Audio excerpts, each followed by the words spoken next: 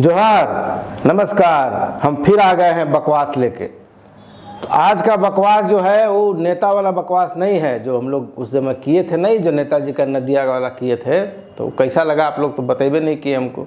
तो नया बकवास लेके आए हैं। ये बकवास आप लोग जानते हैं, अभी इंजीनियर साहब का बहुत छप रहा है। वो इंजीनियर साहब बड़ा कमाल किए हैं। उनका घरवा जब रेड पड़ा ना तो 125 करोड़ का प्रॉपर्टी निकला। कहता है लोग कि फ्रांस से मंगा के पानी पीते थे। तो वह बतवा सोचते सोचते जा रहे थे तो मन किया वो पान दुकान में कितनी पान खा लेते हैं। तो गली का नुक्कड़ तक गए थे तो वहाँ पप्पू भाई भेटा गए हमको। तो ऐसे ही चर्चा होने लगा। तो बात जब ऐसे ही निकला तो इंजीनियर साहब पर चला गया। तो पप्पू भाई बोले कि हमारे शहर के एगो इंजीनियर साहब हैं, उनके यहाँ ईडी वाला सब धावा बोल दिया है। अब साहब 125 करोड़ का असामी निकले हैं। अखबार में उनका बड़ा अय्यासी का किस्सा छप रहा है। 35,000 का शर्ट, कौन फ्रेंच आल्प्स का स्प्रिंग वाटर का, माने फ्रांस में जो पहाड़ है वो बर्फ़ वाला आल्प्स पहाड़, उसका झरना का पानी साहब मंगा के पीते थे। बड़ा बड़ा गाड़ी रखे हैं करोड़ों का, बंगला है कई शहर में, दिल्ली से लेकर जमशेदपुर तक। तो ईडी वाला सब तो खोद के निकालिए लेता है सब ना। तो यही सब बात हो रहा था। तो पप्पू भाई यही बोलते बोलते पान का पिचकारी फेंके। आप फिर बोले कि जानते हैं जी पत्रकार महोदय, इस साहब का सिक्का बड़ा दिन से चल रहा था। इस साहब को कोनो इस सरकार में कमाए ऐसा थोड़ा है। साहब बहुत दिन से अपना गोटी लाल कर रहे थे। तो साहब पहले नहर बांध सिंचाई वाला विभाग में थे, तो जलवा वहाँ भी था उनका पहले से था। तो कलाकारी का चर्चा जब उनका फैला ना तो अभी वाला वजीरे आलम साहब एगो हैं, वो अपने विभाग में उनको बुला लिए। साहब का सुरक्षा में सरकारी गार्ड लगवा दिए वजीरे आलम साहब। लेकिन साहब को छोटा मोटा आसामी बुझते हैं जी। साहब पहले ही से प्राइवेट गार्ड लेके घूमते हैं। तो ठेकेदार सिंह जी का गार्ड सब है। तो अब सब इंजीनियर ठेकेदार सब एक ही जात होता है, आप जानबे करते हैं।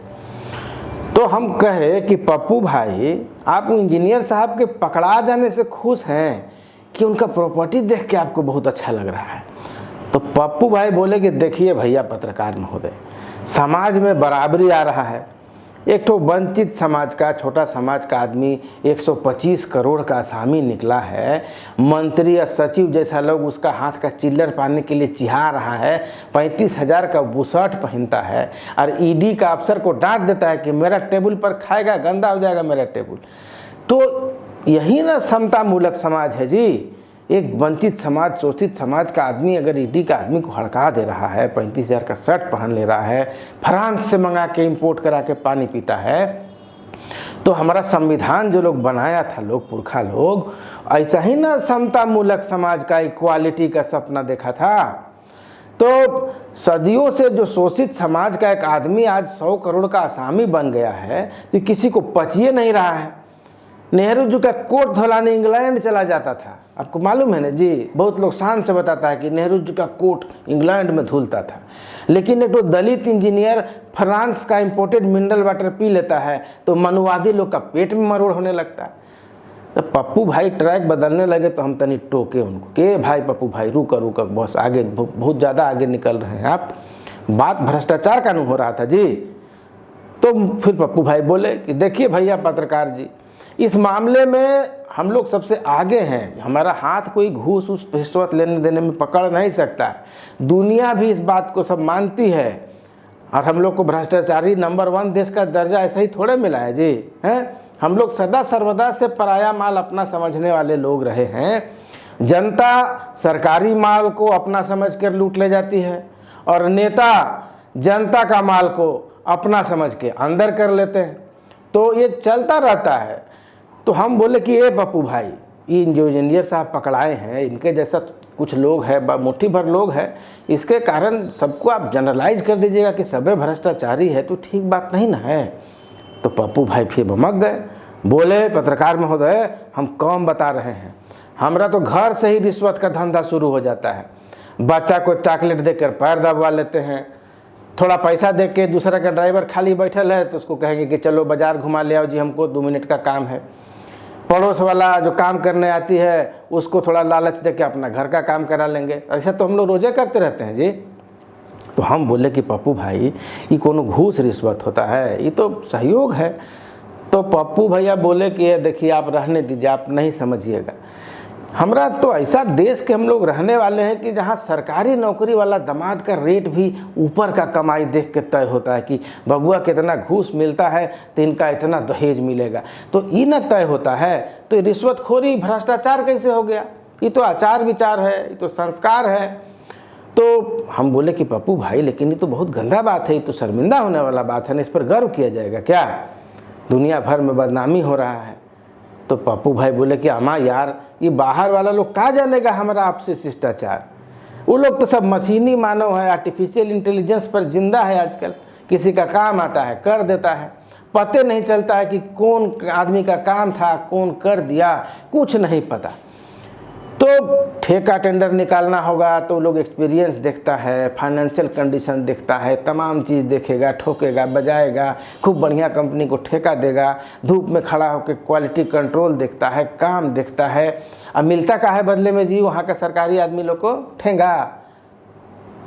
तो ऐसा काम करने के लिए, यही दिन देखने के लिए सरकारी इंजीनियर कोई बनता है जी, हैं? ऐसा बोरियत वाला रूटीन काम से क्या मिलेगा किसी को? हमारे यहाँ क्या होता है? तो हमने पूछा भाई पप्पू भाई क्या होता है? तो पप्पू भाई बोले कट मनी, कमीशन, टेंडर का रेट बढ़ाना, एस्टीमेट बढ़ाना, एक काम के लिए 10 बार दौड़ाना। तो हम बोले कि सब सही है। तो पप्पू भैया चाय तब तक सुड़कने लगे। तो बोले कि अरे भैया तुम जिसको दौड़ाना बोलते हो असल में वो सबका साथ है, सबका विकास है। तो हम बोले कि ई कैसे पप्पू भैया?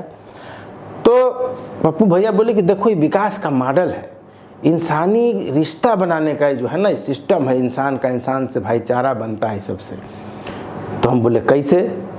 तो पप्पू भैया बोले कि देखो मान लो कि तुम सरकारी बाबू हो, तो कोई आदमी काम लेके तुम्हारे पास आएगा, और जब आया है तो तुम बैठेबे ना करोगे जी, तो तुम्हारा समय लेगा, अपना काम बताएगा। अगर तुम उसका काम तुरंत कर दिए, जैसे बाहर सब देश मुल्क सब में होता है, तो तुम्हारा एको पैसा कदर नहीं करेगा। वो बोलेगा कि फालतुआ आदमी था और मेरा काम बड़ा टुच्चा सा छोटा सा काम था, तो कर दिया तो कौन बड़ा काम कर दिया। तो थैंक यू बोलेगा कि नहीं बोलेगा, इस पर भी हमको तो तनी डाउटे होता है। लेकिन अगर उसको थोड़ा सा इंतज़ार कराइएगा, फिर उसको बुलाइएगा थोड़ा देर के बाद और उसको बताइए कि अरे तो बड़ा टेढ़ काम है जी, बड़ा मुश्किल है, तो कैसे होगा। तो उसके बाद भी फिर बोलोगे कि हम कोशिश कर देंगे, गारंटी तो नहीं लेंगे लेकिन कोशिश कर देंगे। तो उसको लगेगा कि नहीं तुम बड़े अच्छे इंसान हो, तुम बहुत भाईचारा रखते हो, लोगों के दुख में बड़ा काम आते हो। तो फिर तो उसके बाद जब तुम्हारे पास आएगा तो तुम उसको काम में 2 पेंच बताओगे, कि कहोगे कि कुछ दिन के बाद आइएगा। फिर अगला बार आएगा तो बोलिए कि अरे बड़ा साहब उसमें कुछ पेंच लगा दिए भाई, कुछ अड़ंगा लग गया है, लेकिन हम साहब को मना लेंगे। उसके बाद वो आदमी तुमको चाय पिलाने के बहाने बाहर ले जाएगा। अब चाय पिलाएगा तो पकौड़ा समोसा तो खिएबे नहीं करेगा जी। तो उसके बाद यही चाय पकौड़ी खाते खाते रिलेशन बन जाता आदमी का।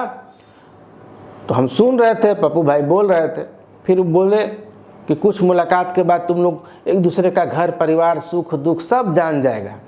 फिर एक दिन वो खुदे आके बोलेगा कि सर बड़ा साहब को कुछ मना लीजिए ना, कुछ दे दिला के भी करते हैं तो करवा दीजिए, बस इतना ही का काम है। फिर आप उसको अपना साहब का, प्यून का, क्लर्क का, इसका उसका सबका हिस्सा जोड़ के रेट बता दीजिए।